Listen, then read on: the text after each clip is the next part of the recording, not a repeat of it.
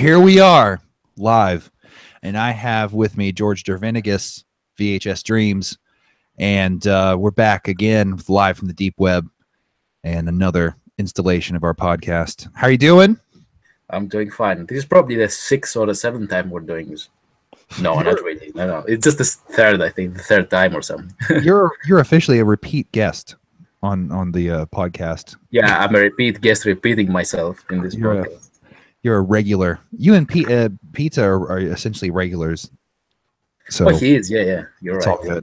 I think this is like the fourth one, maybe fourth or fifth one of you This is the fourth one that goes public, and we have one that is hidden from public. Hidden forever. The first one. Exactly. It will be a bonus on my DVD, which everyone is going to buy. So let's go ahead and get into that about your new album. So I got to preview a couple of tracks. Actually, they're really nice. Right. So this is a departure, right? This is a huge departure from anything synthwavy, right? I wouldn't call it a huge departure because I'm still like into doing this whole 80s thing. But what I'm doing is I'm trying to make a new style of music which is equally inspired from the 80s and the 70s, but not synthwave. You know what I mean? So in this album, you hear more about. I mean, it's more like ambient and more like dreamy and kind of, but it's not dealing with the cliches that synthwave is dealing with. So I consider it retro, but I don't consider it synthwave anymore. From what I heard, I mean, it sounds a lot more sincere than other synthwave releases. I'll have to say there's more of a sincerity to it. There's more of a seriousness to it, but the seriousness isn't filtered through like intensity, like other synthwave releases that are coming out. Is there any synthwave releases coming out? I mean, I know they're like, I know. I thought you were going to say that it's more sincere and like more sincere than my previous ones. You know, as if the previous ones were like cynical. No, I just mean like the thing is, it is more serious than my previous stuff. I mean, artistically speaking. Because, when I look back at Trans Am, for example, which I'm really proud of it, but at the same time, I'm very dissociated with it now because it was like almost 3 years ago, and that kind of like changed, my musical influences and stuff, and my musical knowledge as well has changed and all. So I wanted to do something which would be more, which would last longer, something that I can look back for 10 years from now and be like, yeah, I'm still like I can still associate with it. You know what I mean? And so that's what I was trying to do. So how's everything? How's your musical knowledge changed since Trans Am? Well, when I mean my knowledge, I don't mean like production knowledge that much. It's more of like I got into different styles of music as well, and I've got a lot into modern music as well, and studied a bit of the tropes and that these styles have, and I just decided I'm actually going back. That's the funniest thing about this album is that I'm going further back into the past, and trying to capture this whole feeling of childhood. But I wanted to deal with retro in a non-silly way. I mean, I wanted people to think of nostalgia and treat it like. Like the Odyssey. You know the Odyssey, obviously, right? From Homer. Yeah, of course. That's one of my favorite stories ever, by the way. Mine too. And the thing is that the main theme is nostalgia, but the way synthwave treats nostalgia is a bit of a gimmick. It's like so. I want people to have an album which is about nostalgia, but it's not about video games you played when you were a kid. It's about images you saw when you were a kid outside in the nature and your mother's voice and stuff like that. You know what I mean? And very early memories and stuff like that. So you're talking about more like impressions of youth and things like that. So yeah, that's you're trying to bring like more of a dignity to nostalgia, sort of, and more of a authenticity. in a way, I mean, the way some other like vaporwave does this as well, and synthwave too. And most of retro-inspired music these days does. It's not only these two styles. Most of it goes back to the 80s and treats it like a novelty, basically. You know what I mean? Oh, I absolutely know what you mean. And right, especially right now, I've stopped listening to most of synthwave because it's all about Ferrari Testarossas and stuff that none of these people ever got to drive in the 80s. And so I wanted to do something which is about nostalgia, but that pays respect to the concept of nostalgia in a more deeper way than just being nostalgic about Rambo or Terminator. You know what I mean? Yeah, I absolutely know what you mean. It's gotten old. It's gotten very old very fast, and not only that, it's gotten flooded, and it's flooded with the exact same voice. It's like a chorus of conformity. It's strange. It's a we're we're going through right now in terms of modern music or internet music, whatever you want to call it. It's very similar to 2011 when things kind of dropped, and then these new tendencies were starting to be created, and we're back at that stage again because like it's all run its course. And I mean, it's crazy. I mean, right now, like vaporwave's going through this hardcore right now, and it's full of nothing but opinionated kids, and it's very strange. It's very different than what it used to be. I mean, what I like about synthwave currently is that many people are actually turning towards sounds and concepts, and that's important too. The concepts are important as well, which are a bit more ambient, not in the traditional sense of like ambient music. It's just more like abstract. Sorry, that's the word I was looking for. They're more abstract, and the concepts are more universal, if I can put it this way. So you see more albums from very new producers, and the sound of it is not as much of a gimmick as previous synthwave was, and the concepts are not anymore about video games. They are about, I don't know, love or memories of childhood or whatever. I mean, it seems as there is a trend within the trend of synthwave that is growing a bit more. Is treating nostalgia in a more serious way, and I like that. I hope it continues. I don't think it will, but I hope it continues and takes and gains some ground, because all you have now is either dark synth, which is doing very well. I mean, commercially speaking and all that. You know what I mean? But at the same time, you also have like releases which have flooded the scene, which is full of basically just copycat releases of video games. It's just like, I don't know. I mean, my theory is that it's probably teenagers who make this kind of music, because when I was a teenager, I used to do exactly this. I used to take the silliest things of my past and copy them, and just doing that. For example, I used to, in the late noughties, I used to make 90s trance, just 90s trance, exactly as it is, you know what I mean? Maybe I changed a few elements, but, and now obviously I consider it silly to do such a thing as an artist, you know what I mean? So my theory is that because synthwave attracts lots of people who are into the 80s and quirky stuff like that, there's a lot of teenagers or old people, I don't know, but I think it's a lot of teenagers who are doing this, and then you get the old people who are supporting this, either by buying this or just like circulating these things around. I mean, old people who just want to relive their childhood or whatever.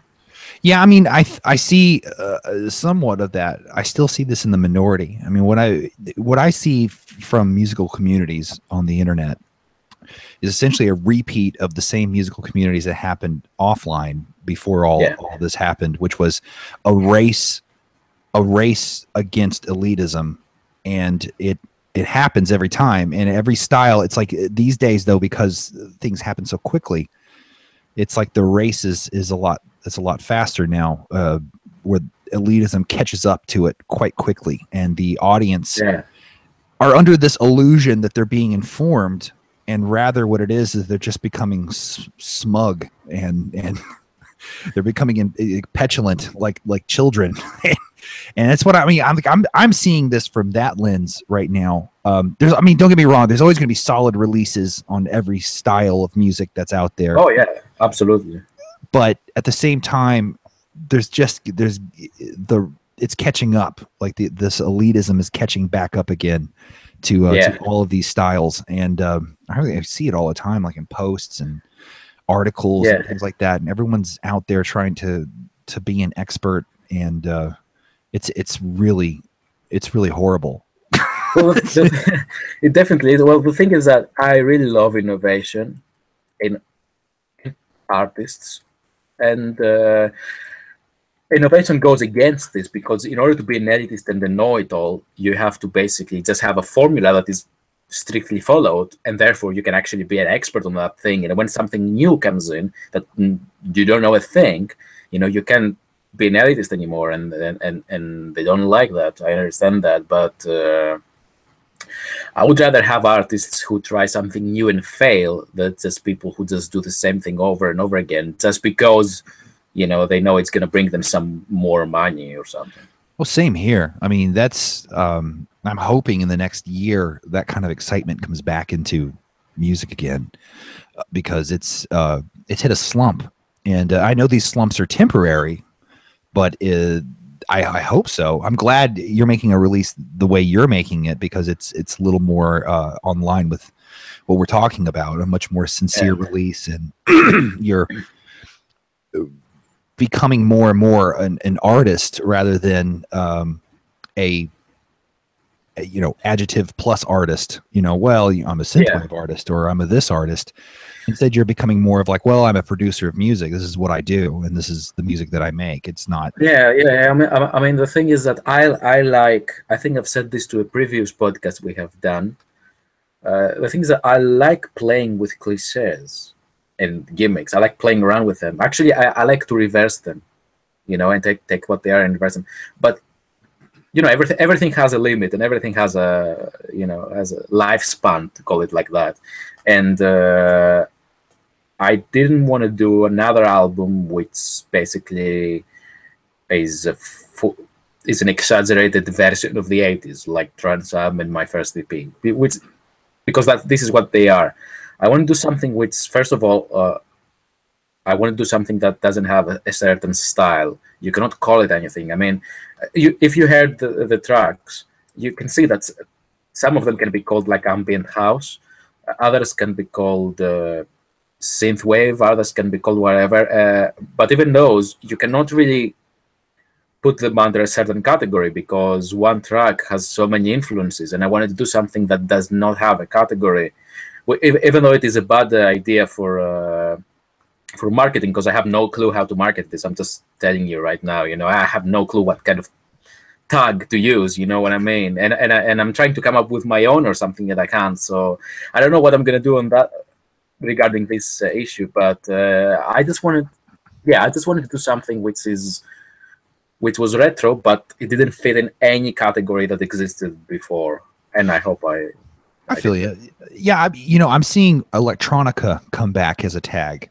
And it's kind of interesting that I'm seeing that word getting bandied about more, and it's kind of interesting, because I think it's past the cynicism of people because tags and genres have become sort of like a battlefield now, but but I kind of like that term. I think it's all encompassing in whatever. I think it's an umbrella term that kind of is a lot better. Well, tag. Yeah, I think that this is what I'm actually going to end up with, electronica. I thought it was too broad, and therefore it's a bit like of a mess when it comes to people trying to discover releases like that. But I don't think I can call it anything else. So I'm just going to call it electronica, and then it's up to the people to decide, And in fact, it's up to the people to come up with a name. If this is like some sort of new sub movement of synthwave or whatever, I think I'd rather just let people, call it what they like and say that it's a new thing, rather than me telling them what it is. You know what I mean? So when are you going to release it? Well, I was hoping initially for an October release, but we're not gonna be ready because I'm still finishing the album, and I'm still doing some field recordings because I'm gonna have recordings from my village, like stuff I used to listen to as a child and all. So, and then we got the mastering, and then we got to prepare the merchandise, and then I'm going to prepare the vinyls as well, because I'm trying to have vinyls this time that you can actually order and get it instantly. You know, I don't want to have another crowdfund. I'm trying at least. So it seems that we might end up for January, and that's where I'm aiming at the moment. That's cool. That's pretty cool. So it's going to come out in 2018. Yeah, the beginning of 2018. That's very cool. That's very cool. So, what do you have any aesthetic themes, like any kind of visual themes that are going to go along with this album yet, or anything like that? Well, I had this idea of filming a whole abstract film on my own, and then having this as the full, the full album is one big music video. And I got a camera and everything, and then I realized how hard filming is, because it's my first time. And so basically I just decided to forget it for a whole month and spend my time on the beach. And then now that I've come back, I was trying to not face the music, you know what I mean? So now I've come back to it, and I think I'm going to have like an ambient abstract video for one of the songs, but the visuals are generally... This is a departure from synthwave, actually. It's not so much the sound, but it's the visuals that are a full departure from synthwave, because I'm going to have a photograph, an original photograph. The one did you notice this in the songs I sent you? This tree. I did, actually. Yeah. That's the cover art. I mean, it's actually ready right now. Nice. I haven't publicized yet, but I'm waiting to start the campaign officially in order to put it online. Yeah, this photo is actually a photo that my dad had from the 70s, and it's from the village. And we always had it at home. Like every home we ever moved in, he always carried this picture with him. You know what I mean? And so, and you can even, I mean, if you check in our family photo albums, you can see many pictures of me as a baby or as a teenager, and on the background randomly you can see this picture on the wall, you know what I mean? So it's always following me, and I'm gonna use this photograph as my cover art, basically, which is really nice. That's very cool. It's weird. Everyone's kind of departing into their own sphere right now, and it's kind of interesting to see everyone do that. Even labels, artists, everyone's kind of going back into. It's like right now, what happened from 2013, 2014-ish up until now has been like a disseminating period where you're just digesting things, and now it's coming out from that period, and I see it. So you're coming into your own, essentially, as an artist with this release. And I mean, I really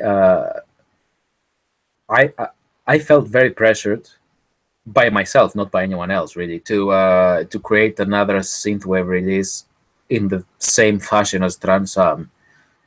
But at the end, it really got me, like, it really made me like depressed almost, you know what I mean? And this is not what was coming out of me. What was coming out of me naturally was all this weird electronica retro stuff that couldn't be classified as synthwave. And so I decided to let myself go and just create something. And the thing is that about this album, I reworked some tracks that I have written when I was a kid, around 2004. And so I'm really going back into this age of like being naive and just making music for the sake of it without any rules at all or any preconceptions. And some of those tracks were always like retro, and they always reminded a bit of synthwave. It's just that I didn't even remember I had these tracks, you know what I mean? And so I went back to them and reworked them. So I think I like when you say it's a sincere work, because I like this word sincere really captures what it is. I like it too. It's I think it's what's missing from a lot of music now, is sincerity. especially the genre-based music. I think that's really where things have been missing. Has been that there's been no it's been memology, right? I mean, it's just literally been and you can say whatever you want about memes being good or bad, but one thing we can all agree on is they're quite insincere, and they're kind of like a cloak that you hide from or hide behind. And I think it's interesting to see people step out from that and kind of show their face, because for the longest time in a lot of genres of music, that's been the biggest obstacle, has been their own face, who they were. And there's a lot of anxiety that came with that, and I guess still does. So did you did you deal with any kind of how do I put this? Did you deal with any kind of struggle to when you're talking about making having the pressure to make a synthwave album? Were you dealing with any kind of struggle with the instant gratification from people who already followed you, who already liked you, and wanting to deliver to them exactly what they wanted or expected from you? Yeah, I always feel this way. I mean, if people love something, I always feel that a bit of a pressure to give them more of what they like. You know what I mean? Because after all, I want to make music that expresses me, but at the same time, I want this to also be likable by other people. Obviously, I want people to like it. You know what I mean? And yeah, I mean, there's a lot of things. There's the financial issues as well. I mean, Trans Am has done really well financially for me, for my standards. And doing an album which basically has more or less nothing to do with Trans Am, that looks different, it sounds different, is a big risk. And it's not just an artistic risk; it's also a financial risk. So but in the end, I think that people who understand me as an artist will also understand any kind of work I put out, and they won't really. I mean, if some people came to VHS Dreams looking only for the meme aspect of it, like, you know, Ferraris and Terminator movies and stuff, they will be disappointed. But people who came looking for retro music that is true and that is honest, they will not be disappointed, I think. So what will happen if hypothetically this becomes a financial flop? Will you will you return back to form afterwards? Well, the thing is, if this happens, if it flops as hard as it gets, I think I will go back to painting, to be honest with you. That's my plan B.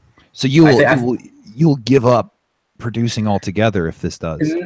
Not forever, but I'll certainly. My instant plan B will be to just like to stop making more music and focus on promoting myself as a painter instead, in totally different circles. Painting and digital art, like vaporwave. I want to promote vaporwave into galleries and stuff as well. So I think I'm gonna turn back, because that's where I come from. I think I'm gonna go back to visual arts.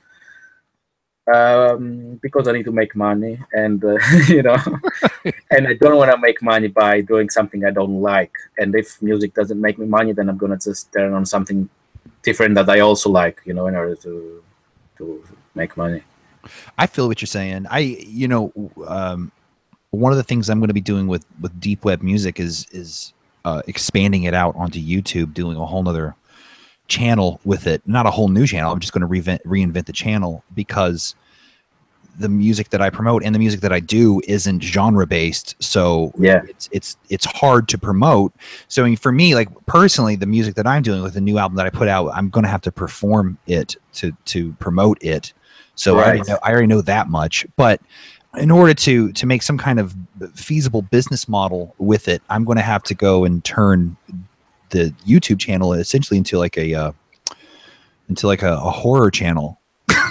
and then pretty much like use all of the elements of media to side promote everything else. That way, which I'm pretty cool with. I just made that decision last night to do that. Yeah, well, it only makes sense. I mean, for me, the concept of someone who is like basically what they call a sellout is a bit hard to see in real life. Take any famous DJ you want, right? Take any EDM DJ you want. I don't think they're sellouts. I don't think like David Guetta wakes up in the morning and he's like, "Fuck me, I have to like make this music that I hate." You know, I think he likes doing EDM. You know what I mean? Right. I think a sellout would be someone who wakes up in the morning and says, "You know what? This music sucks, and I hate doing it, but I'm gonna do it because it pays me." That guy could be called a sellout, and you cannot blame those guys. Oh no, not at all. I don't. But if you wanna, yeah, I don't either. But if you wanna call someone a sellout, then you could call a person like that. But a person who wakes up in the morning and does what they like, they're not sellouts, you know, as long as they like what they're doing. You know what I mean? Yeah, I mean, absolutely. I think, you know, here's the thing. I think that anyone that's a sellout, God bless them, because they're able to do it. I mean, if you're able to get up and deal with that, then great. You know, I know.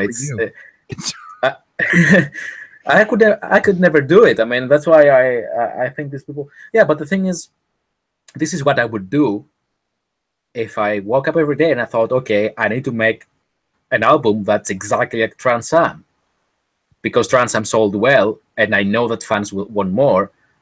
I would be a sellout if I actually did that. You know what I mean? And that's what got me, and that's what got me to actually like think about it more, and then say, you know what? No, I'm gonna go for something that I enjoy and something that expresses me, rather than something which is going to bring me money. And I hope that what expresses me is also something that will bring me money. You know, that's the kind of road I take. So are you going to do any kind of performances with this album or anything like that? You mean live performances and stuff? Yeah. I haven't scheduled anything, and to be honest with you, I don't think I will. I mean, I have an issue with live performances in general. First of all, is that I don't like it. I don't like performing live. I like DJing, right? And the thing is that this album is not designed to be heard inside like a live or whatever. I think it's designed for reflection and contemplation of the individual who actually listens to it. I think Trans Am is something that can be played in clubs, and my next album, which I'm working back to back on 2 albums right now. My next album, which is going to be very hard banging dance music, still retro of course, but even harder than Trans Am. That one, I've got some plans for actually playing it, because the whole album will be like, you know, I can just, if I went into a club and took that whole album and press play and let the whole album play on its own, that would be club material. You know what I mean? So it is something that I can actually play and fiddle around in a club setting or a live setting. But with this album that's coming up now, it's all about the individual and about contemplating your own memories and your own ideas and all. Nice. So, did you finally abandon filming, or are you going to do something visual with this album? I am. I'm going to film some spots around my village, which I've actually come back to my village now because I had to record these things and stuff, and I wanted to be closer to, I want to be in the same house I grew up and all that, and I want to be in the same place that I grew up and all. And the filming is also has aspects of that in it. And I'm going to film some stuff and make probably an ambient nature video for one of the songs. And it's going to have like VHS tapes and ancient Greek busts and all. I've already got the props. And but that's probably what I'm going to do. And I'm also just planning some kind of like live sessions with fans, like live AMA events or whatever. That's cool. So what was I going to say? With when you do that, so the next one you're going to put out, you're doing a back-to-back release of like some hard banging tracks. No, not a back-to-back release, but it's being produced at the same time. I feel you. Okay, so like when they film two sequels back to back. You know what I mean? I'm producing 2 albums, 2 completely irrelevant albums back to back, and This one is coming probably early 2018, and I plan for the next one to come in early 2020 because I make plans that last long. Shit. Yeah, I always do that. I always do that. I mean, Trans Am was planned since early 2014, and it came out in mid 2015. I always plan things like that. I make plans towards the future, you know. So let's talk about your painting real quick. So, do you have any anywhere where your work is displayed or anything like that on that you can access? No, but I have a painting here in my house which I'm going to use for an EP that's probably going to come out as an interlude between this album and the next, and I'm going to use a painting of my own for a cover art this time. That's cool. That's cool. So yeah, I mean, I want to. You know, the reason I'm doing this is because I always like to go against whatever. It's like an OCD. I like to go when it comes to visual. To the visual aspect of music records, I like to go against everything. Like, for example, when everyone was making these very complicated grid structures in synthwave, I went for Trans Am, which is basically just a sun. It's just a sunset with palms, nothing else. It's just like a logo, basically, if you think about it. It's like a logo instead of an actual cover art. And now everybody's doing that. Everybody's having like just a single round thing in the middle, or just a sunset or whatever. And also people from Dark Synth are doing these hugely elaborate pieces of art in their cover arts, like you know, like Ghost has this thing with demons inside the Hagia Sophia and all that. So I'm going against it, not by ideology. I'm just, you know, I just like doing something that nobody else does. And so what nobody does is using actual photographs in synthwave.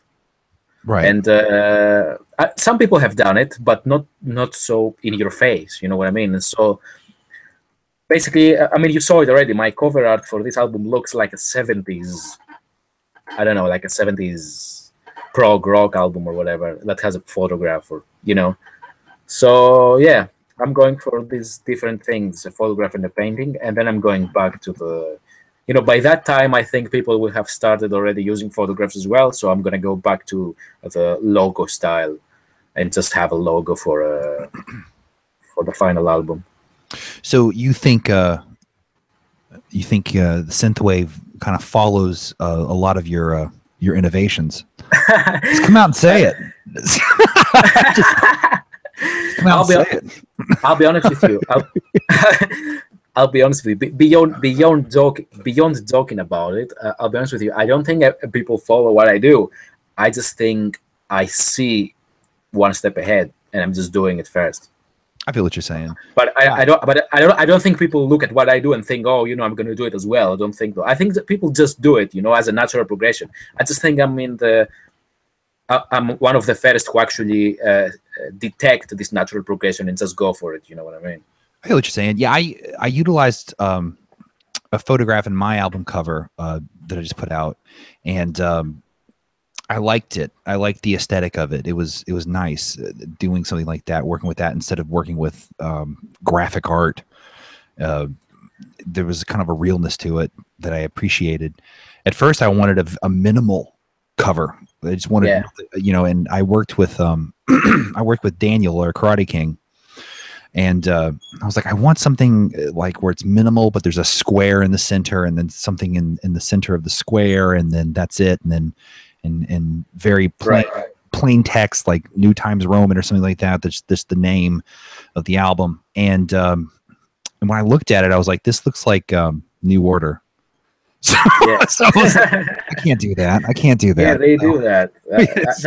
That's exactly what I was thinking about, you know, like Bizarre Love Triangle and all these songs by New Order. They just have like very minimal. They just have to, but I really like your album cover. To be honest, I really love it. I mean, it's I didn't know what to expect when you said that you were making a new album, and then I saw it, and I really loved what you did with it.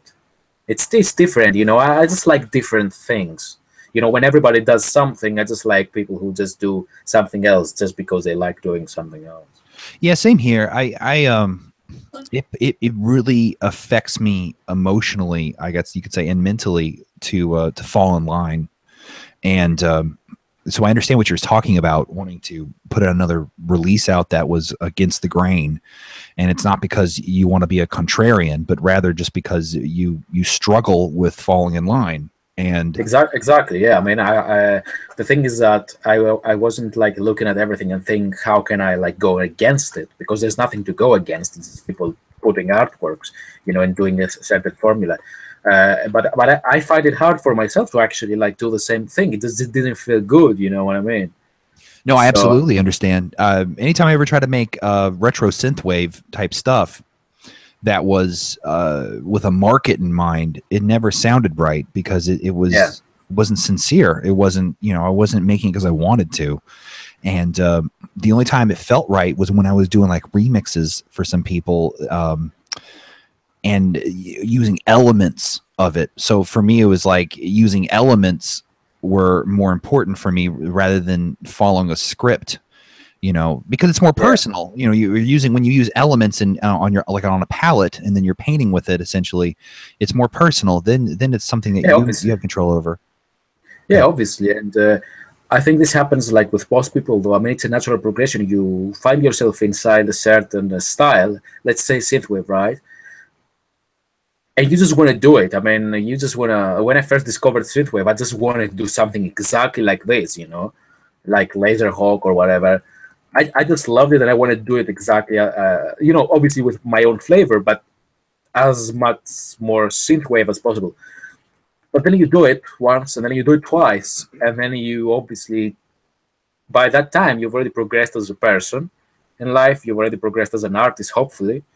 So, you know, your perception has changed. So after you go through this trial period, if I can call it like this, then it's your time to actually take what you've got from synthwave and actually show your true self with these elements.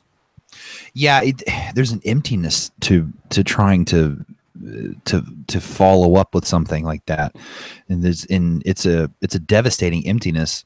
I know on the next, I'm about to put out an EP probably about 2 months from now, and it's going to be a lot more of a vaporwave sound to it and concept, and already researching into it, which usually researching is like the funnest part for me, is doing that.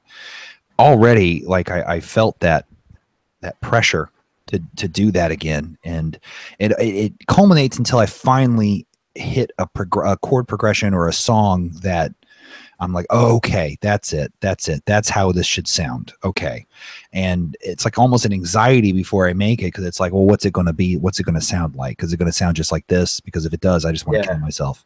So I know exactly what you mean. You know what's funny, actually? I just remember that when I was making Trans Am, you know, the problem with me is that I'm very pessimistic. And when I was making Trans Am, for example, I thought that it was going to be a huge flop because people liked my first EP, which is, I consider 100% synthwave, you know, my first EP. And for Trans Am, obviously, I've got like lots and lots of house elements in it and more modern stuff. And in my head, I thought, you know, this is going to be a flop. You know, everybody's going to say, you know, this is not synthwave, this is like house music and stuff. So, and obviously I was wrong. I mean, it turns out that I was wrong and that people actually liked it.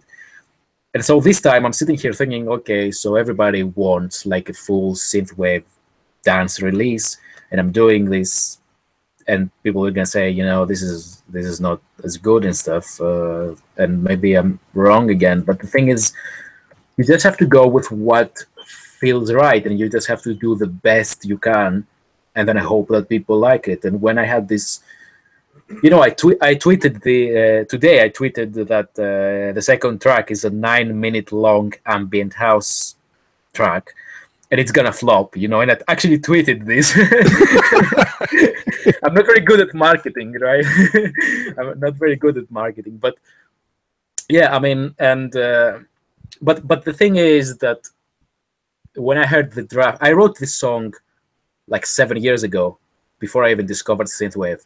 And it's a song that really speaks to my heart, you know. And when I heard this song, when I rediscovered this song, to put it more right, when I rediscovered this song, I felt like, you know, this is just too good to be left outside of an album. You know what I mean? And I thought, it's funny because I thought, okay, I'm gonna try and turn it into a more synth wavy song, and I did, and it was terrible. I mean, it was the worst song you've ever heard. it just didn't, I had this basic chord and this basic melody, and I have perfected the synthesizer and the sound that I wanted, and it's just, by its nature, it just doesn't fit into a synthwave mold. And then I thought, you know what? It's just too good to leave it outside. You have to do what feels right, and you have to hope that people will like it. And you simply have to do it as best as you can. That's all you can do. Yeah, I think that goes along with the territory of being an artist, is that you have zero ability to actually be in touch with what people like. You have to be. Yeah, I think that kind of is a mark of one, because you suffer and scratch and gnaw over a track or over whatever your media is, and you eventually have to come to this place where you're like, fuck it, I'm going to release it, and it's just going to come out. And then people are like, well, that's not so bad, is it? And you're like, wow. Yeah, no. I mean, that's true. That's what I want to believe, Yeah, there's always this struggle, regardless of genre or style, that, how far can I go from what people already know me about before it becomes too far for people? Because if it's for me, I can go like completely different. I wouldn't mind. But when it comes to people, this is the question of how far can you go? How far can you detach your next release from your previous one? And I guess that's a struggle for all. I mean, every artist out there, I guess, every proper artist at least, comes to this struggle. And obviously for me, it's like balancing what I want with what people want. I know that people say sometimes that you shouldn't think of people at all, but for the reasons I mentioned before, I like to think that, I'm doing something and it's the best I can do, but I'm also considering if people are going to like it. And when I have something that I think I like it and the people will like it as well, that's when I say, okay, this song is good for a release. You know what I mean? Yeah, I feel you. Absolutely. I have to deal with this belligerent streak that's in me, actually, because like I want to push it to the edge, to the point where I alienate people. there's a that's point. Not a bad thing. That's not a bad thing artistically. It's what we said before at first, that I like people who do different things. I mean, Neil Young comes to mind, and then people come to me and say, what, so what? I mean, Metallica are just doing the same thing over and over, and it's good, and they don't have to change and stuff. And I like people who can do the same thing and are good. I like it, but I will always have a tad bit more respect for the artist who says, you know what, fuck it, I'm just going to do a completely different thing because that's what expresses me, and let it flop, let it fail, let it disappoint. Absolutely. I always have a tad bit more respect for artists who try and fail rather than artists who just play it safe. Absolutely. I mean, that's what I appreciate in a lot of artists, actually. I don't know, doing the same thing over and over again. That's and I don't care. It doesn't bother me, but that's a complete cash out type thing. That's absolutely. That's exactly what I meant with Trans Am. If I actually made the Trans Am clone right now, it would be like a cash out. You know what I mean? It's like playing safe. Okay, this is what people bought. I'm just gonna give them more of that, and they're just gonna buy it, and it's just gonna make money from it.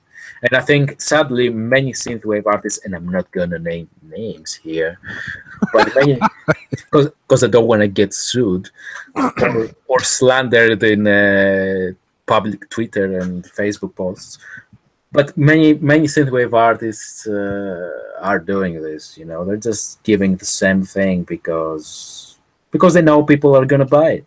People are gonna be okay with it.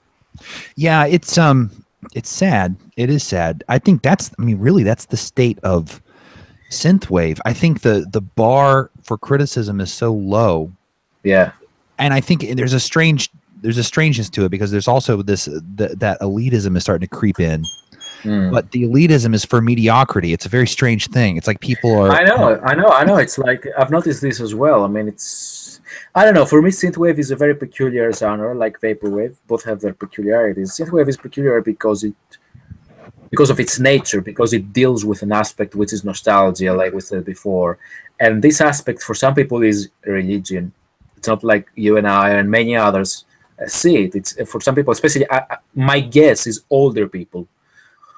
It's almost religious. Like I don't know. It reminds them of their childhood, and you know, in the same way that someone is doing a reboot, and it kind of like and they go mad about it. You know, just because someone is touching their childhood. That's annoying as hell, by the way, when people do that. I know, and it's immature. I think it's immature as well. You know, it's not mature at all. But the thing is that people do it. All right. The thing is, I think it's mostly older people who discovered synthwave and basically just turned it into their own kind of like thing, where basically just reminds them of things they never did, like Drive to Starossa. And and when somebody is trying to say when somebody's trying to change that and move forward, as every normal genre is doing, they just go mental about it. And in the end, the thing is that you're just gonna like quit and just move on, and they're gonna be left there with a genre that they crippled. You know? Yeah, it's definitely detrimental to any style of anything, really. Film, art, music. It doesn't matter. It's absolutely detrimental. And plus, you need the source material to continuously inspire new people. That's the way of things. That's the way of things. And if you break that tradition, you've killed. It's death after that. It's literally death. The things just rot. You know, and that's a lot of entry levels into a lot of these genres. Is what's going on. It's rotting. Maybe not at the top, but at the very entryway it is, and the gate is where it is. It's happening everywhere, really. And I'm seeing it's not about synthwave, it's about all genres, and I think the internet plays a big role in it, like you said before.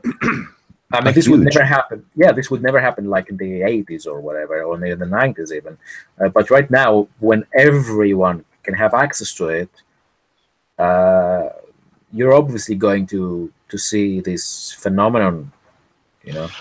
Yeah, I also think the ethic that started on 4chan's Moo channel, the music discussion channel on 4chan, I think that was the beginning of the end, because once that got exported, and Facebook essentially became the new 4chan. Oh yeah. Once that happened, that ethic and the thoughts and feelings and attitudes and opinions of people from there started to be exported. People started to essentially just repeat the same opinions over and over and over again until they become standards. And when they become standards, that's when it gets dangerous.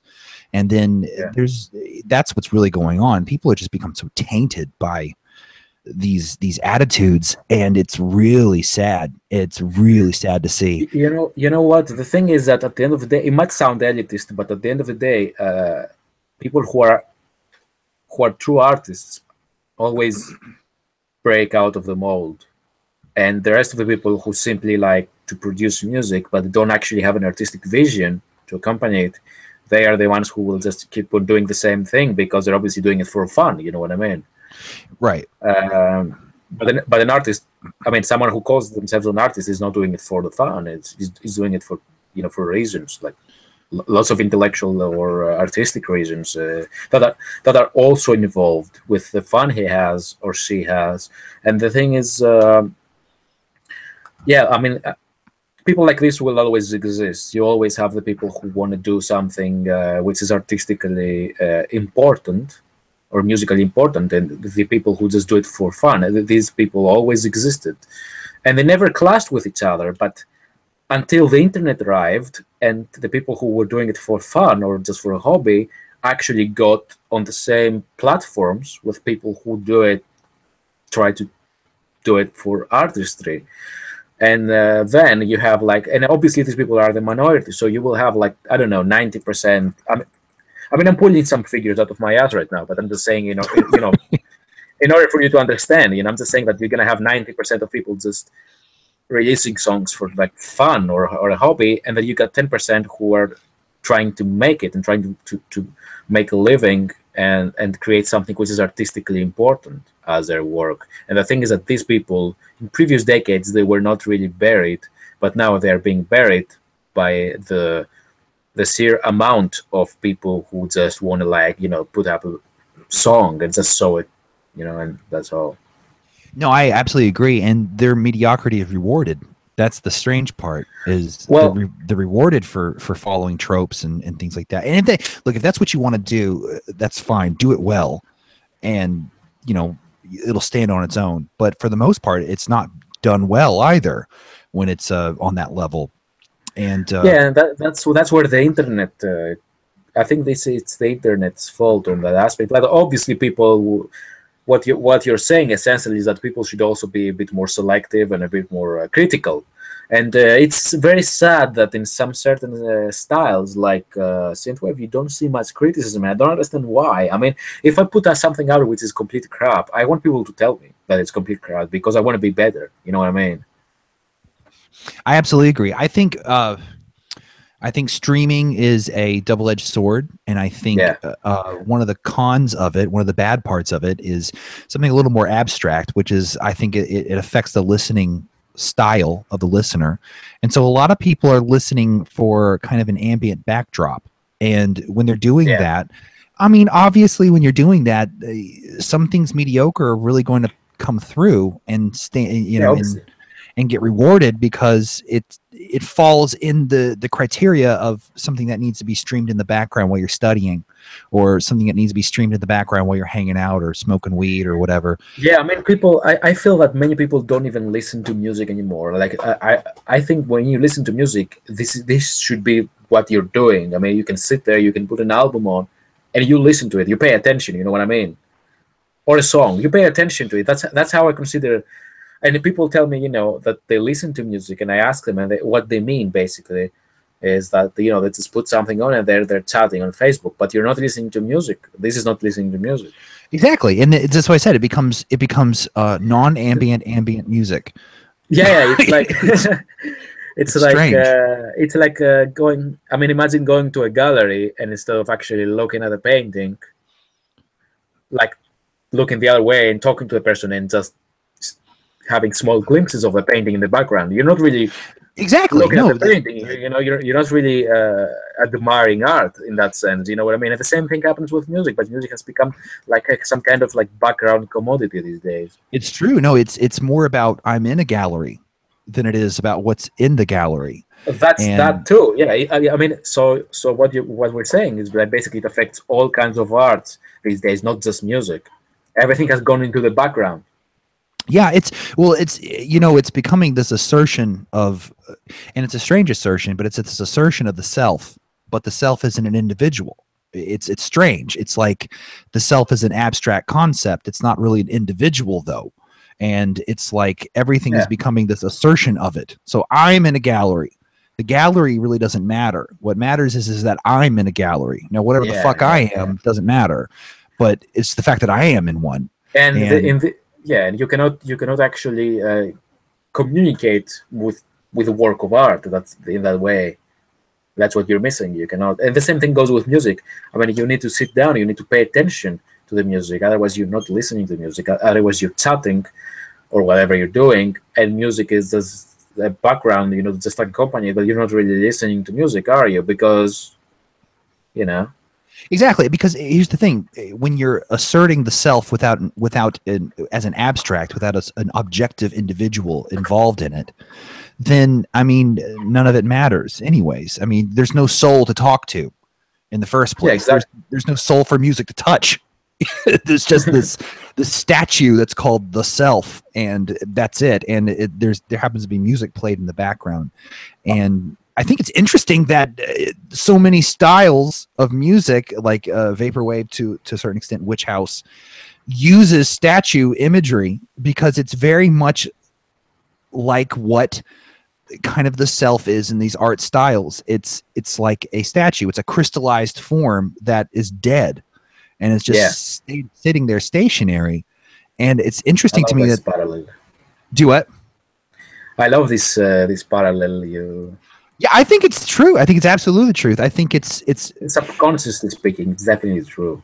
Yeah, I think that's a perfect representation of what a lot of people's self is these days. It's lost in a group that is all fighting for the self, but the self is not defined as an individual at all.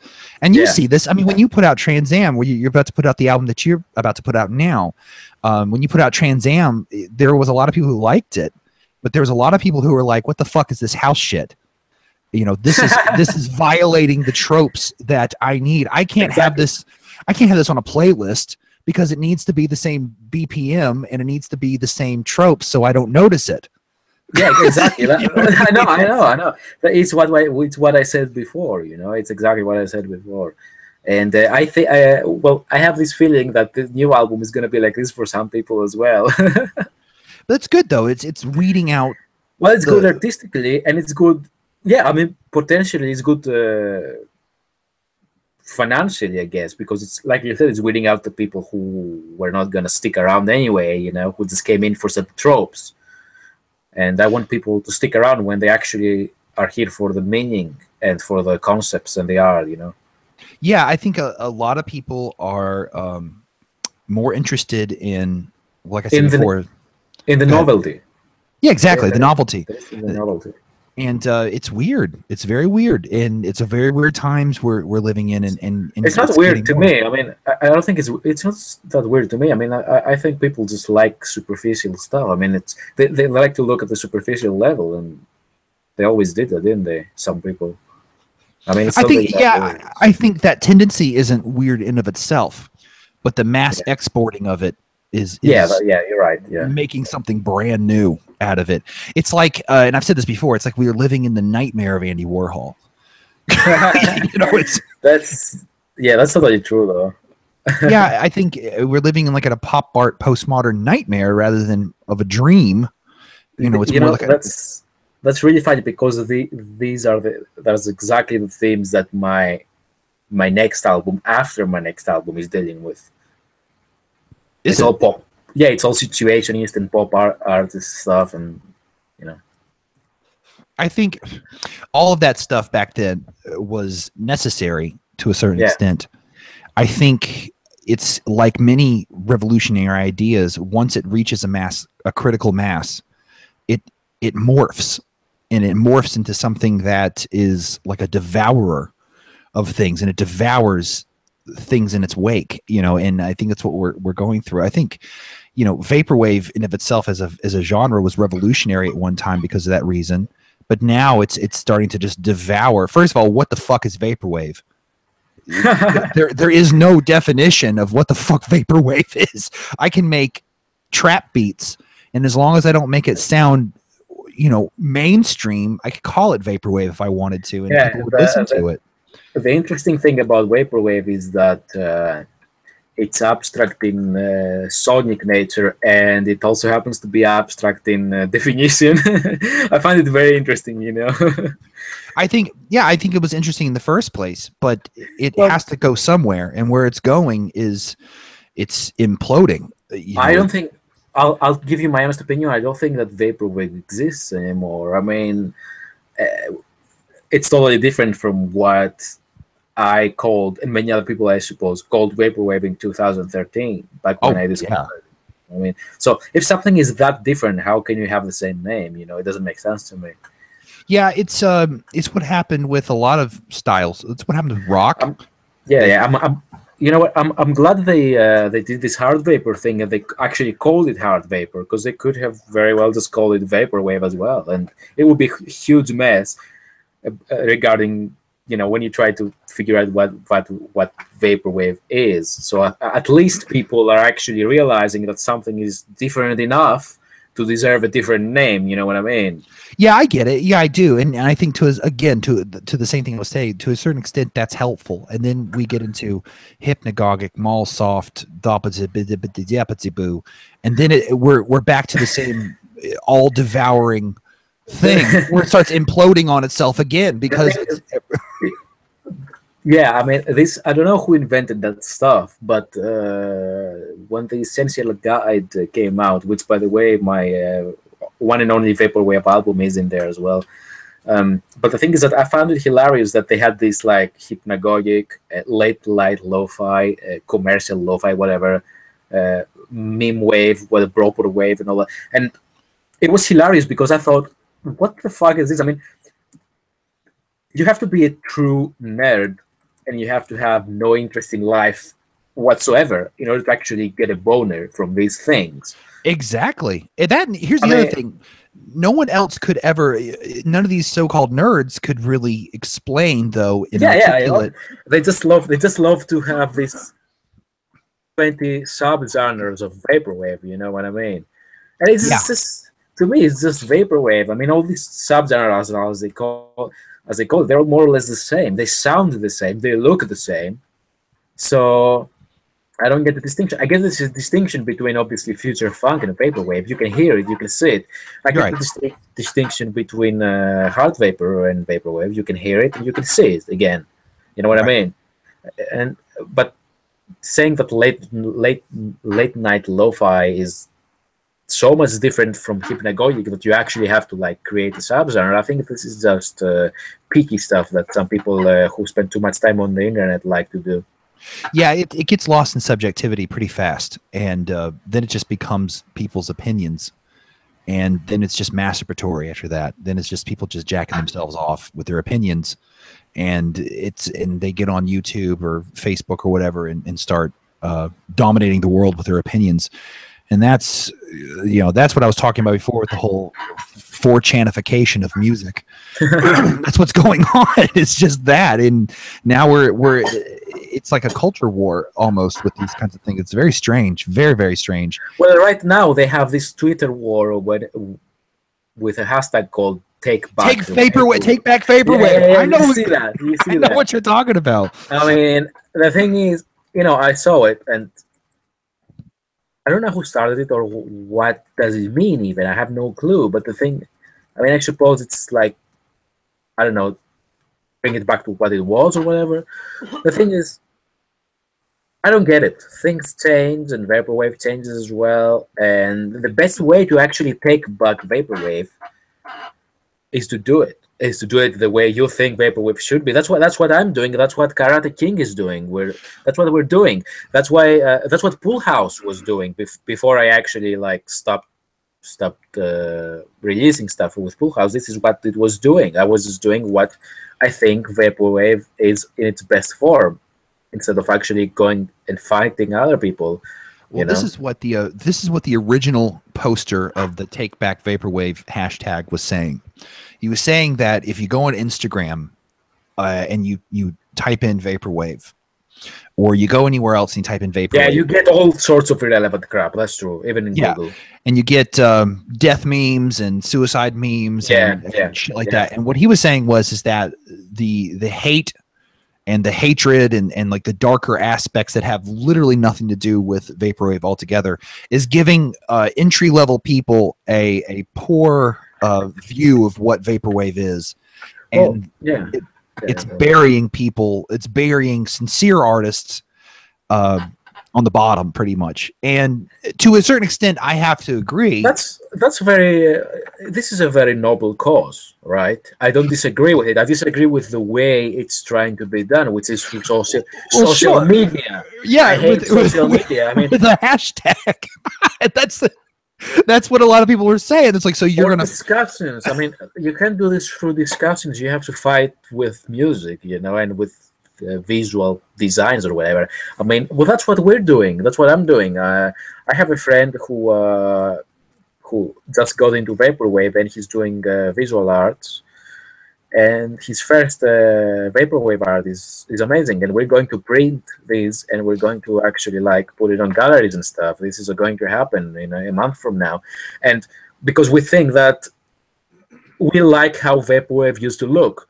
We like, when everybody says these statues have been overused, in my opinion, the only people who know about these statues and the marketing plus cliches are the people who were into vaporwave. Nobody else outside in the world knows it.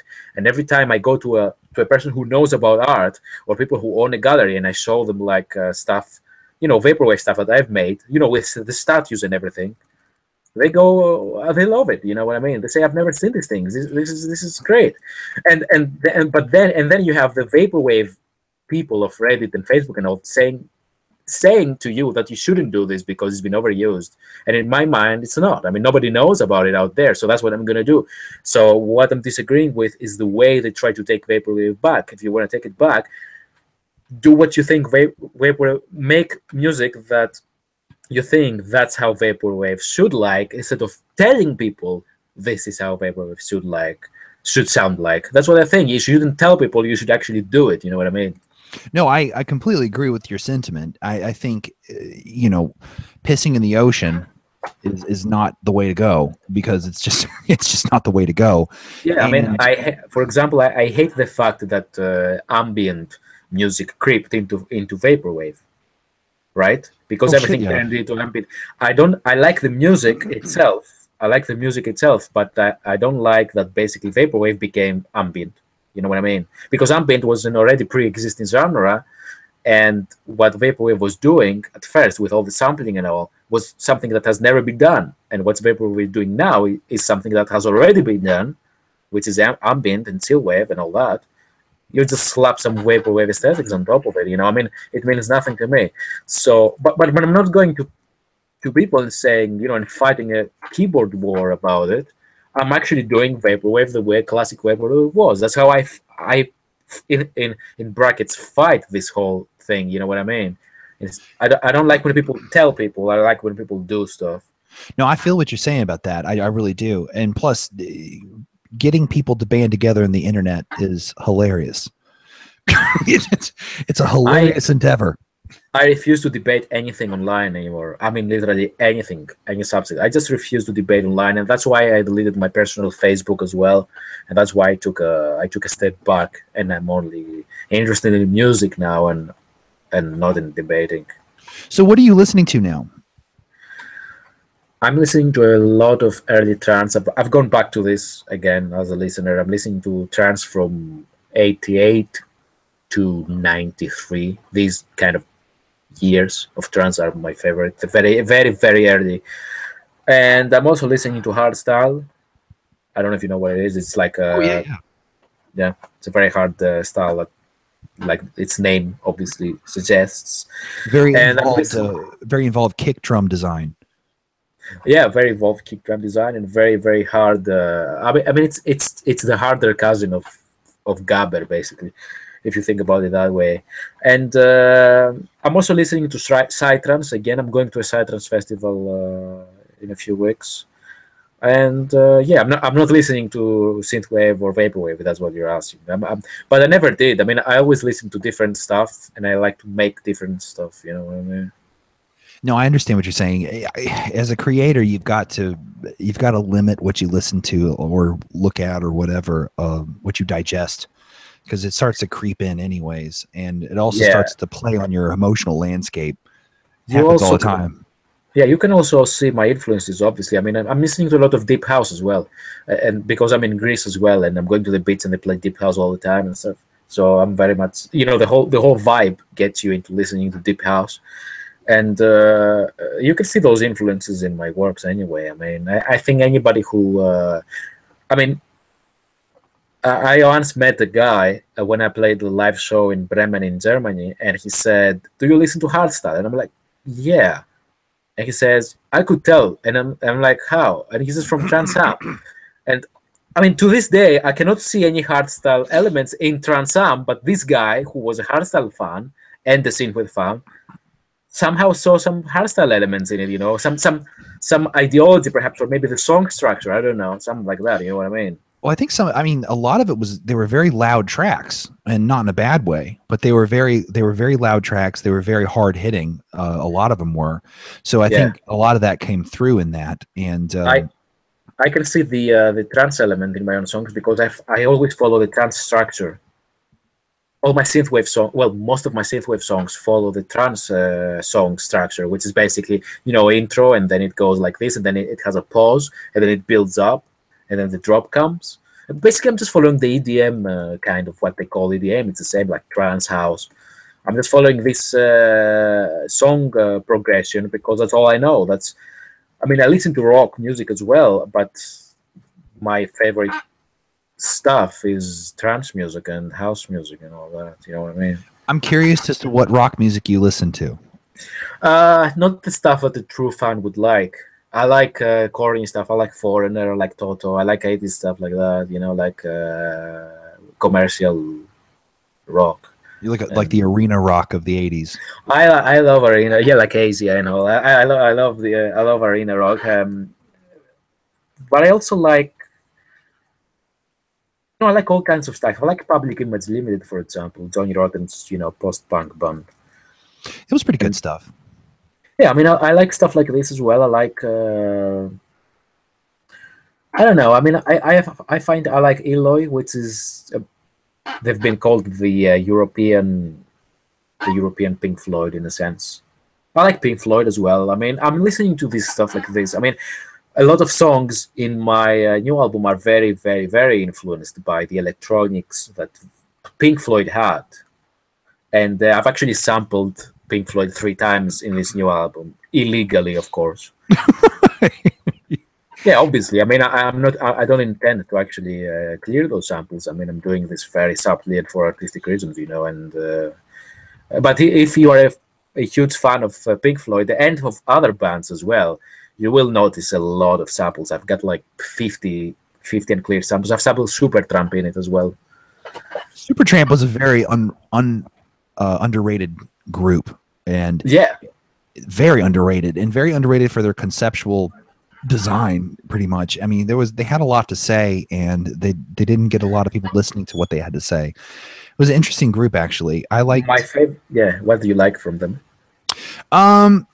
Let's see. What was that album? Their big famous album with fucking what the fuck was that called? With the Statue of Liberty with the waitress on it instead, or she's in the pose of the Statue of Liberty. It's been a long time since I've listened to Supertramp. The one that has Breakfast in America in it. Yes. The most famous one.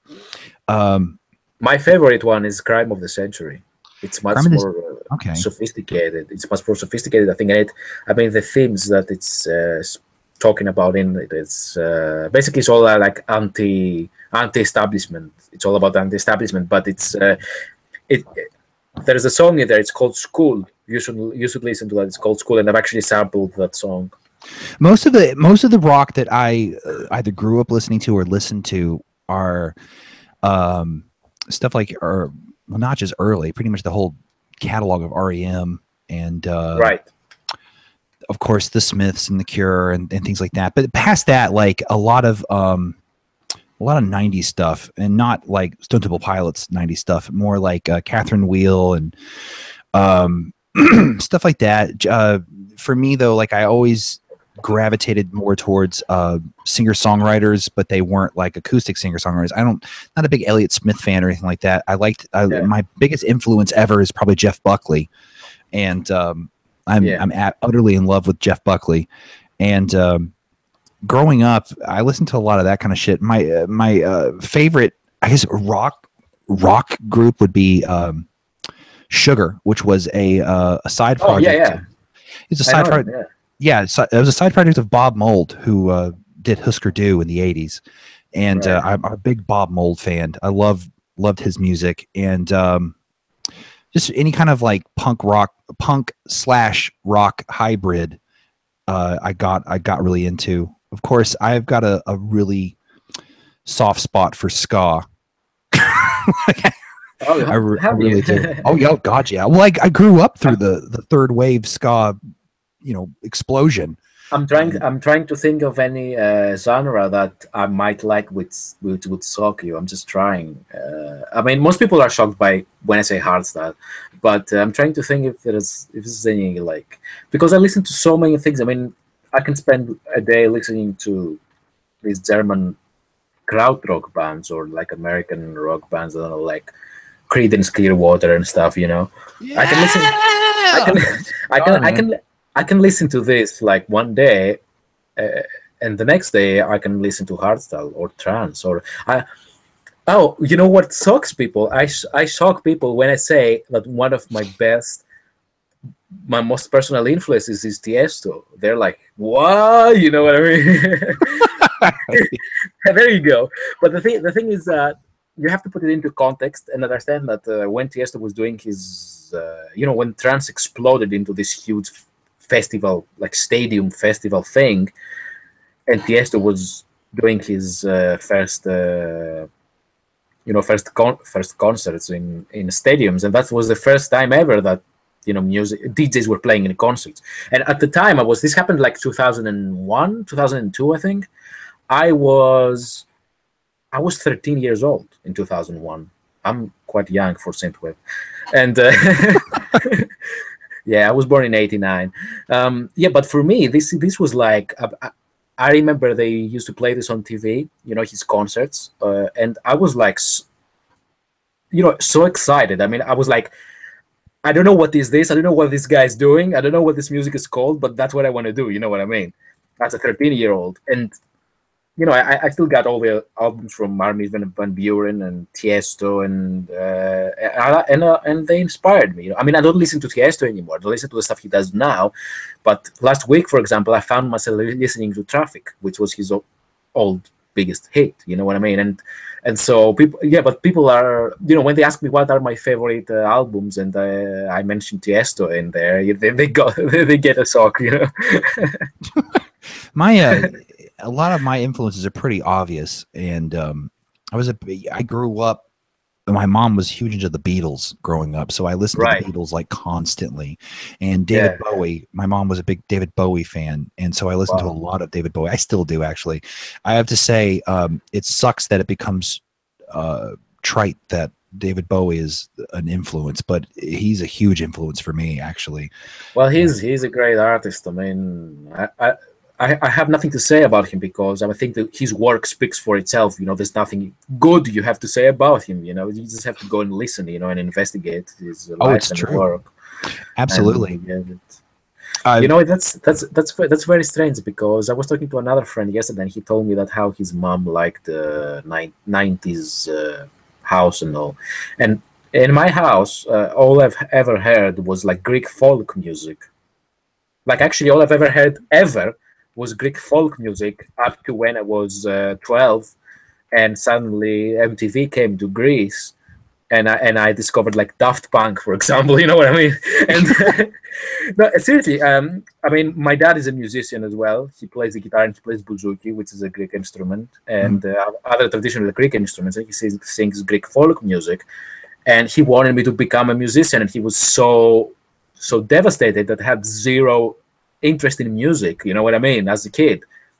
And then I found out, like, one day I discovered Daft Punk, I discovered like trance, and I suddenly decide that I want to do this. I don't know how these people make that stuff, but I want to do it. You know what I mean?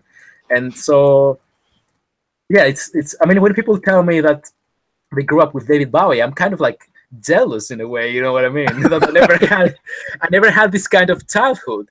But the thing is that up to like 13 years old, when my dad realized that I was actually into that stuff, like Daft Punk and all, which he called modern disco. That's how he called it. It's an apt term. Yeah, I mean, I liked what he heard this music, and he's like, that's basically modern disco. That's the quote. That's the quote. And what he did was he took me to the basement of our house, and he had like 4 big boxes full of cassettes, and he had everything in it, and he had like Michael Jackson, he had like 70s disco, all kinds of stuff, and he played disco to me, and I laughed. The first time I heard disco, I laughed. I thought it was hilarious. I thought it was like kids music. The thing is that it didn't help that the song he played was One Way Ticket by Eruption. Have you heard that? No. The band is called Eruption, and the song is called One Way Ticket. And it's like 70s, mid-70s disco, which was kind of corny and funny, because they're singing like, they're going like, one way ticket, and it's like, is this a Smurf song? You know what I mean? I was laughing. I was laughing at it, but yeah, I mean, this is my biggest, and Vice City, GTA Vice City got me into the 80s. That's how I learned music, from GTA Vice City. People are shocked, you know what I mean? When I say, okay, I learned music by Tiesto and Vice City, but this is how I learned music. Well, I mean, Vice City was a very influential soundtrack for a lot of people from that game. I mean, it really. You know what's funny? I think Vice City was part of an 80s revival that happened in the first decade of. Oh fuck yeah! Oh yeah, it did, because right after music that, as well.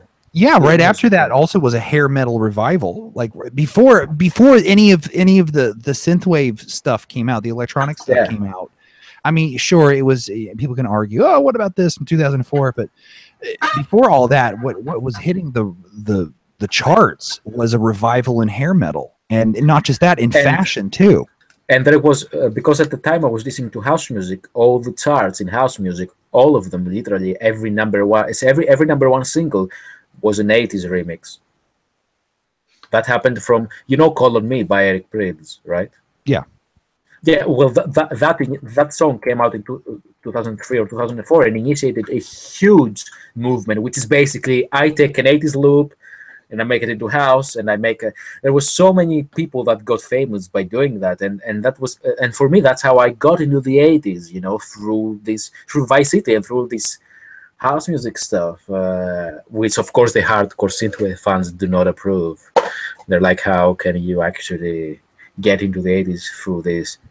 That's so stupid though. That's so ignorant, because electronic music, in all reality, to put so many boundaries on it is really stupid. It always has been. In the 90s, when it was electronica, it was so much freer. And also, at least in the States, in the 90s, radio programmers, not so much, the Morning Zoo top 40s, but any other like modern rock station, had such a diversity in their playlists, and it really was free. And I think a lot of people don't know that because they don't remember the 90s. I remember it because my brother was a musician growing up. And so I always, was aware of this stuff because I was like 12, 13, 14, stuff like that throughout the mid to late 90s. So, I mean, it was a different era. And in that era, things were so much freer and so much more diverse. And hip hop, rock, modern rock, experimental, electronic, it all blended together, and it was really cool. Now it's the tyranny of genre that happens, and it's so crazy. Yeah. It's so stupid. And people, for me to judge, this is my gripe with a lot of synthwave, is that they fucking go around and say, oh, EDM's stupid. I can't stand that. It's plastic. I'm like, you do synthwave. Don't talk about plastic. Because I mean, and I like synthwave to an extent, but still, I mean, it's from the most plastic era that you could possibly have thought up, and that's not a criticism. That's just an adjective. That's a description. And so, I mean, it makes. I mean, that's what it. That's funny about it, because that's what synthwave does. That's what it proclaims to do. It takes the most superficial elements of the 80s and actually enhances them.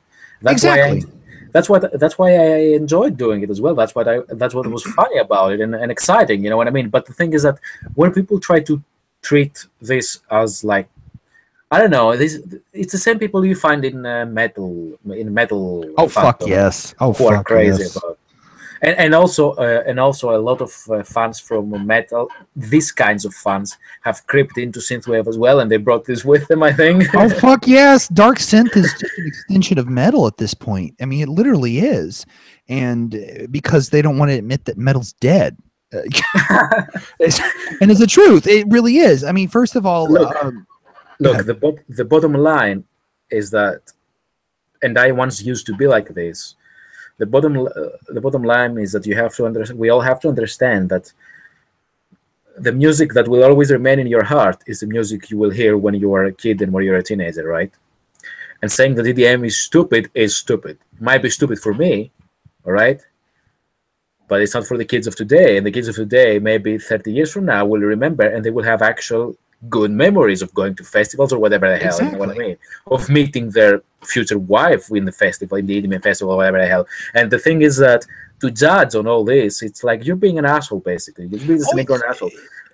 And it's like me. yeah, it's like this is what older people do when they tell me. I mean, I tell them that, you know, my the music that is in my heart is like basically chart house from the early 2000s, you know, all these 80s remixes. This is what is in my heart because this is how I learned the music. This is what I was listening to when I was 14 years old at school, you know, on my Discman. And to judge these things, it's stupid, you know what I mean? Well, first of all, 80s music, the 80s dance music and the 80s electronic music was the goddamn EDM of the 80s. It was as big. It was as big as people were criticizing. People were criticizing. Exactly. That's my problem with it. I'm like, okay, but people who were into jamming and into funk heavily criticized Giorgio Moroder for bringing the floor to the floor. Exactly. That's my point. And they also live the exact same excess that EDM lives now, or exactly, years ago. And I don't understand, and I don't have a problem with it. But I don't understand criticizing it. Yeah, exactly. But people thought, and that personally, that's what opened my mind, because I used to be like this. I used to be like, you know, this is crap, you know, compared to the music I listened to when I was a kid. You know what I mean? Right. I used to be like this, but what opened my mind is basically just learning about musical history and realizing that on every decade there's the people who criticize what's coming in, and they say, you know, that's too simplistic, it's too stupid, it's too, you know, compared to the previous thing, it's too stupid, you know, and stuff. It's just not. That's not the case. I mean, every kind of age has very sophisticated music. It's got very stupid music, it's got very commercial music, it's got very, I don't know, whatever, it's got everything, you know what I mean? I can find stupid songs. You know, the funniest thing is that people who love Italo disco tell me that EDM is stupid. People who love Italo disco, no, that makes no fucking sense. And I love, and by the way, I love Italo disco. That's one of my biggest influences as well, one of the first music. I love it. But to listen to Italo disco and say that EDM is stupid, I mean, come on. Exactly.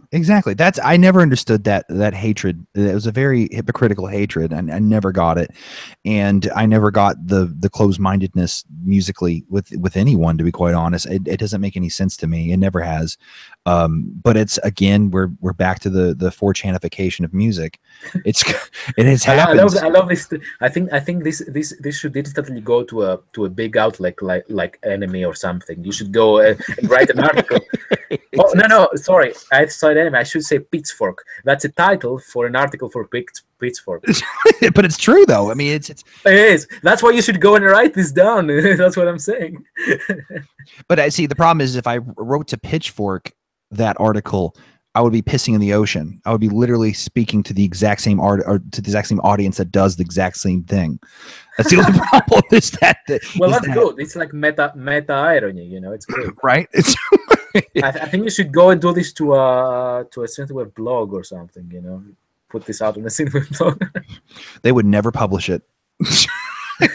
Never ever. You know, there was a blog that a friend of mine from Synthwave published an article of mine on his blog called "Headphones for Robots," and I think it's Ben Until is his artist name, and I know him, actually. Yeah, he posted one of my tracks from my album in the morning. He posted it on his SoundCloud for Headphones for Robots, and when I checked it out, I was like, oh, I didn't know that. And I looked at it.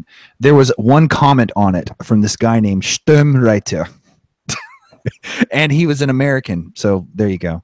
And right. So, and he says, what the fuck? That's the only thing he posted on it was, what the fuck? I saw this. I saw this the other day, and I forgot. I was like, oh my God, see what I'm saying? I know. I wanted to send you a message about it, but I forgot. But I saw this. I mean, there are other comments as well. Some very nice comments, actually. Oh, that's good. I haven't checked it in a while, but I think there are. But then you see this comment. What the fuck? Nothing else, and I just laughed my ass off. You know, it was. Right? This doesn't fulfill my criteria for this kind of music. What the fuck? Though. This is good. I wanna, you know, if people are like this, I wanna piss them off. I mean, I don't mind pissing them off, you know. Oh yeah, I mean, same here, because the music that I made on this album literally cannot fall in any of those genres. It's not dark and heavy enough for witch house. It's not ironic enough for vaporwave, and it's not retro enough for synthwave, and it's definitely not rock enough for rock. Yeah. That's the same kind of problems I've got with my own album. I mean, it's not synthwave enough to be synthwave. It's not house enough to be house. It's not ambient enough to be ambient. I mean, but look, the thing is, you're an artist, right? You've got to confuse people, and you've got to trouble people. You've got to put them into a troubling state of mind. You know, do I like this? Do I not like this? What is this? You know, to ask all these questions, and we have to bring this back, because this is something we need to bring this back with a hashtag. Like, make artists what they should be, not some people who just conform on everything. Make them what they should be. Like, confuse people. That's a good thing. I want to confuse people. I want to create confusion. I want to create debates. Oh, definitely. I mean, I like I said before, like it's what I live for. May I say thought-provoking? It needs to be thought-provoking. That's the expression I was looking for.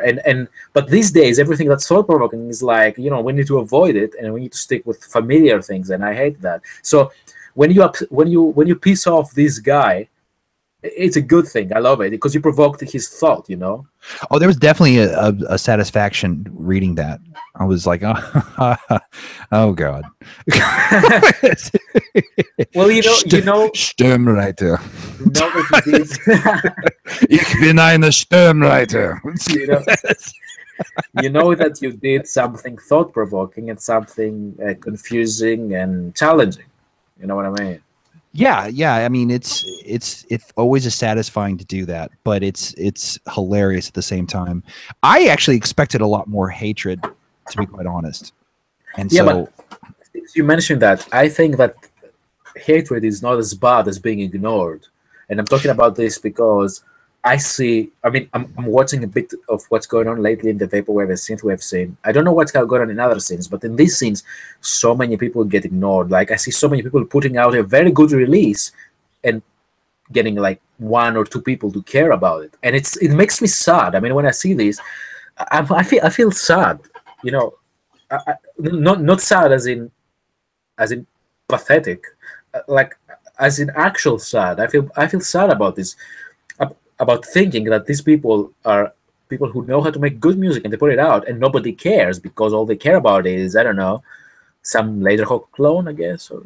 Oh yeah. It's attitude. People are looking for attitude and something that plays in the background for another activity, like playing a video game or studying or something like that. It goes back into that and whole so thing. so many people put out releases and that just get ignored. And I could personally never live without that. I mean, I hope people hate me rather than ignore me, you know, because then it means that you spend so much time doing something which is difficult to do, an album, and then you put it out, and then you don't get love, you don't get hate, you just don't get anything because nobody even notices your album, you know, and that's so sad. Oh God, yeah.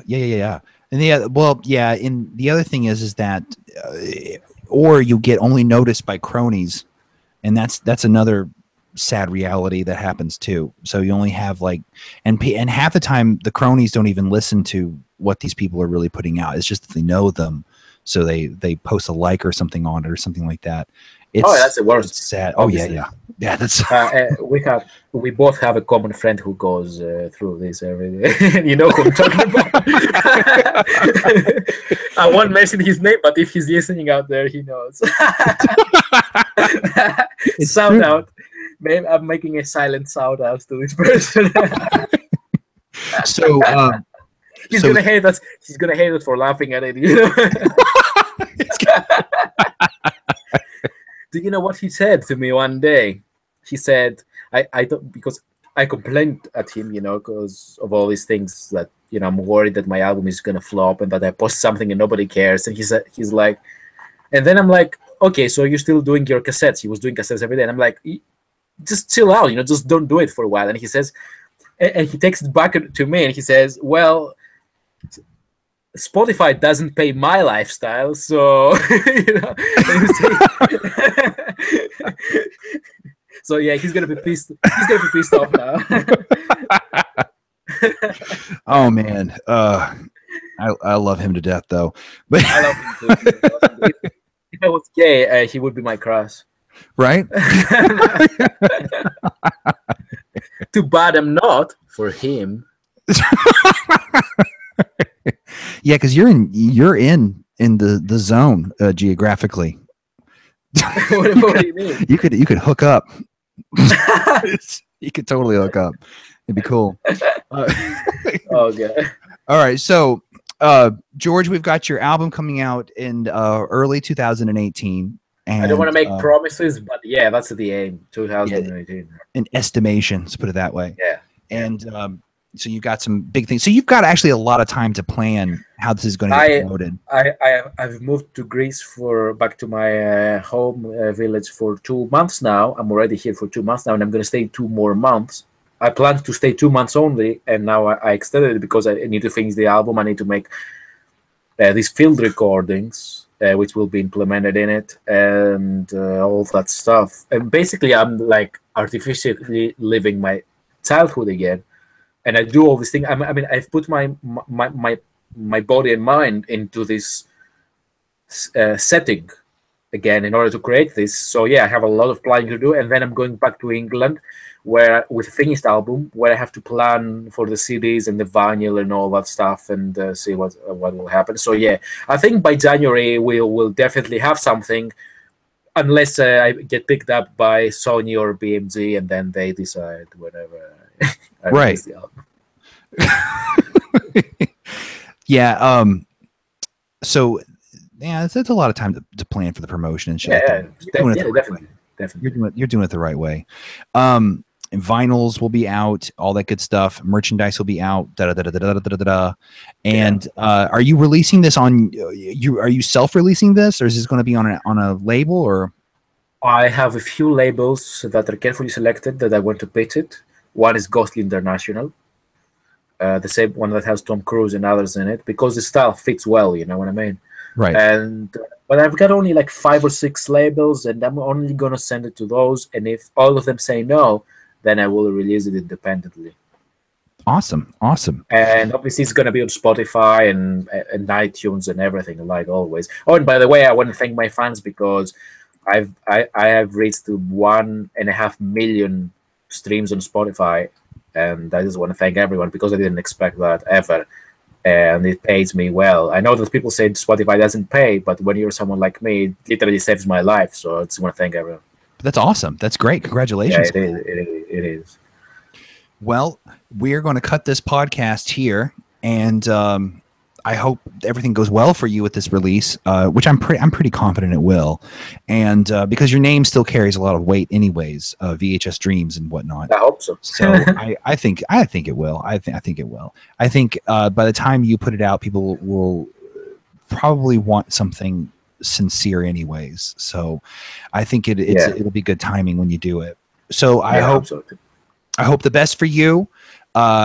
Everybody out there, we're going to be changing up the channel for Deep Web Music and expanding it out into more media, and trying to do something kind of new with everything with Deep Web Music. So instead of essentially just pitching music videos and music, it's going to be using the music for a particular product and or a video product, and then moving it from there. So expect to see some crazy shit going on in the next few weeks, actually, and hopefully everyone will like it.